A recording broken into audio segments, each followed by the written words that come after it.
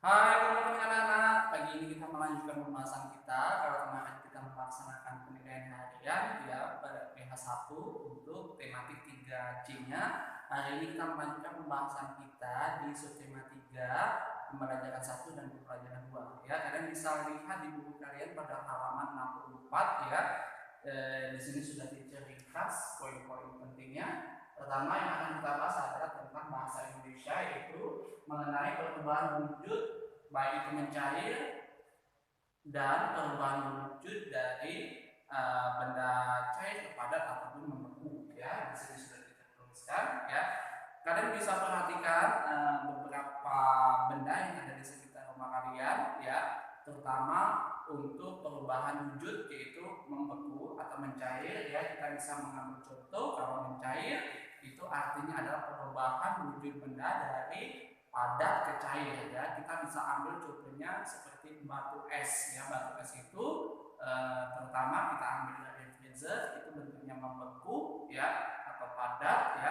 Ketika kita diamkan di tempat terbuka, dia lama-lama akan berubah cair. Nah, perubahan bentuk atau perubahan wujud dari benda padat ke cair itu yang kita sebut sebagai mencair ya. Selain itu apalagi teacher? Banyak ya. Selain itu bisa es krim ya. Es krim yang berada di dalam freezer ya, kita ambil kemudian kita letakkan di tempat terbuka ataupun tempat yang panas ya. Lama kelamaan es krim tersebut akan mencair ya. Selain itu juga ada coklat ya. Coklat sama halnya kayak es krim ya. Coklat itu kalau di tempat dingin dia akan membeku, tetapi ketika kita ambil ya kemudian kita letakkan dalam tempat terbuka atau dalam suhu yang panas, lama kelamaan es krim tersebut atau coklat tersebut akan mencair. Nah, perubahan wujud tersebut yang kita sebut sebagai mencair ya. Nanti kalau seumpamanya ada soal di dalam latihan ataupun dalam ulangan, apa itu mencair? Kalian harus tahu ya, mencair adalah perubahan wujud dari benda padat ya, dari wujud padat ke wujud cair. Untuk contohnya apa saja teacher? Banyak ya, batu es, coklat, es krim dan lain sebagainya ya. Kemudian untuk membeku ya, membeku itu kebalikannya ya. Kalau tadi mencair dari padat ke cair, kalau membeku yaitu dari cair ke padat. Contohnya apa saja teacher? Air ya, air putih ya ataupun air minum yang kalian letakkan ke dalam freezer, lama-lama ya kita tunggu dalam hitungan beberapa jam, lama-lama akan berubah wujud yaitu berwujud padat ya atau keras ya. Nah, perubahan wujud tersebut yang dinamakan membeku ya. Jadi nanti ada soal apa itu membeku. Membeku itu adalah perubahan wujud dari cair ke padat ya.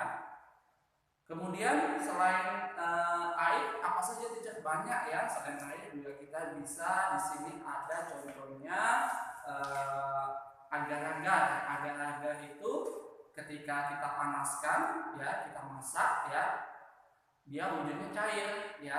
Tetapi setelah kita tuangkan dalam bentuk wadah ya, kita tunggu dalam beberapa hitungan menit ya, lama kelamaan agar-agar tersebut akan mengeras ya. Itulah yang disebut dengan atau contoh dari proses membeku ya. Jadi nanti kalau harus soal ataupun contoh untuk meminta contoh dari beberapa benda perubahan dari bentuk padat ke cair ataupun sebaliknya cair ke padat, kalian sudah tahu ya. Jadi perubahan benda dari wujudnya itu bisa disebabkan oleh faktor pendinginan ataupun pemanasan ya. Jadi benda itu bisa berubah wujud ya, itu karena disebabkan oleh pendinginan ataupun pemanasan ya. Tadi sudah dijelaskan kalau benda apa saja kita letakkan di tempat yang dingin dia bisa berubah menjadi padat, ataupun sebaliknya benda yang diletakkan di tempat yang panas dia akan meleleh ataupun mencair ya. Oke, selanjutnya kita akan lanjutkan pembahasan kita mengenai PPKN, yaitu peranan di sekolah dan tugasnya ya. Jadi kita di lingkungan sekolah kita memiliki peran dan tugasnya masing-masing ya. Apa saja itu? Contohnya kayak kepala sekolah ya. Kepala sekolah di sini tugasnya itu memantau guru ya, mengatur jalannya diskusi antar guru, kemudian memberikan tugas-tugas ke guru, tugas-tugas untuk belajar, mengajar ya, dan lain sebagainya. Selain kepala sekolah, di sini juga ada guru ya. Guru di sini tugasnya adalah mendidik ya, memberikan ilmu kepada anak didiknya ya. Selain mendidik, guru juga memberikan bimbingan ya dalam kesehariannya. Selain guru apalagi teacher? Banyak petugas kebersihan ya. Petugas kebersihan di sini tugasnya itu membersihkan lingkungan sekolah ya, membuat lingkungan menjadi harum ya, kelas menjadi bersih ya, tidak ada sampah dan lain sebagainya. Selain itu apalagi? Siswa ya, siswa juga bisa ya. Peran siswa di sini dan tugasnya itu mereka datang ke sekolah bertugas untuk mencari ilmu ya, mendapatkan ilmu ya, mendapatkan kasih sayang oleh guru dan lain sebagainya ya. Jadi untuk masalah peran dan tugas dari masing-masing peran yang ada di sekolah, kalian harus tahu dan bisa memahaminya ya. Yang selanjutnya kita lanjutkan SPDP. Di sini kita akan bahas tentang unsur karya seni ya. Kemarin di tematik berikutnya kita sudah bahas berkali-kali tentang unsur karya seni. Kalian bisa lihat di halaman 66 ya. Di situ dijelaskan bahwa motif dekoratif dapat dibuat dengan beberapa unsur seni ya. Salah satunya adalah unsur garis, kemudian unsur bentuk dan unsur warna ya. Unsur garis itu ada garis mendatar, garis tegak, garis miring, garis lengkung, garis bersilang, garis sejajar dan lain-lain ya, masih banyak lagi. Kemudian untuk unsur bentuk ya, bisa berbentuk segitiga, bisa berbentuk lingkaran, persegi dan lain sebagainya ya. Sedangkan yang terakhir itu unsur warna ya.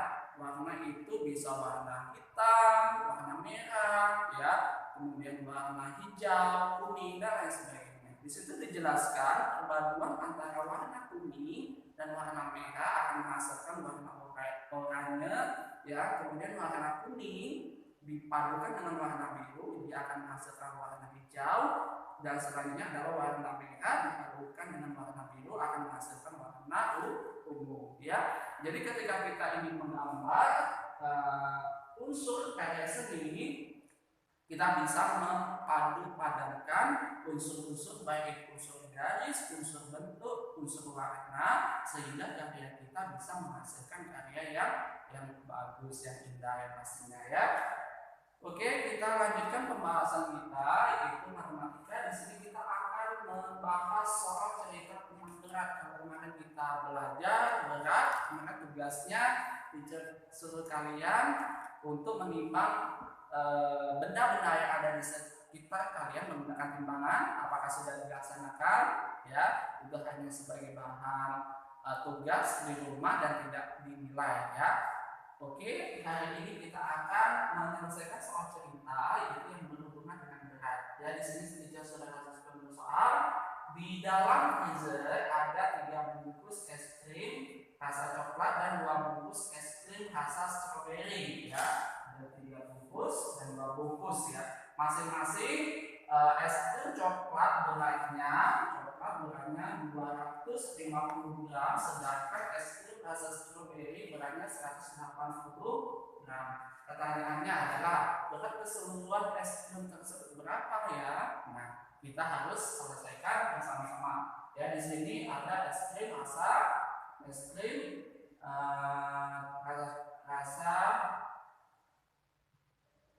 coklat. Coklatnya ada berapa di situ? Ada 3 bungkus. Satu bungkusnya beratnya berapa di sini? 250 gram. Ya, kemudian es krim rasa stroberi. Ada berapa di situ? Ada 2 bungkus.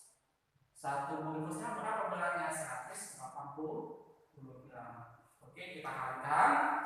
Ya, mau diperhatikan 250 kita kalikan dengan 3 3, hasilnya berapa? Di sini 0 kali 3 hasilnya tetap 0 ya, karena setiap angka yang dikalikan dengan 0 itu hasilnya akan menghasilkan 0 ya. 5 dikali 3 hasilnya 5, simpanan 1. 2 dikali 3 hasilnya 6 ya.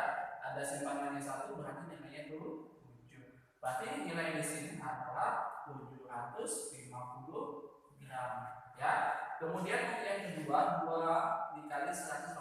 180 dikalikan dengan 2 ya. 0 dikali 2 hasilnya 0, 8 kali 2 hasilnya 16, habis 6 simpan 1, 1 dikali 2 hasilnya 2, simpanannya 1 menjadi 3. Jadi di sini berapa? 350 gram ya. Setelah itu baru kalian jumlahkan. 0 tambah 6 hasilnya 0, kemudian 5 tambah 6 hasilnya 1, simpan 1. Jadi nilainya di sini berapa? 11 ya. Berarti hasilnya adalah 1110 gram ya. 1110 gram ya. Jadi kalian bisa menjumlahkan yang nanti di rumah kalian masing-masing, kalian bisa pahami ya. Untuk penjelasan penjumlahan tentang berat sudah cukup jelas. Nanti kalau ada yang ditanyakan bisa tanya ke WA teacher ya. Untuk masalah tugas nanti akan teacher sampaikan di Google Classroom. Oke, thank you, goodbye.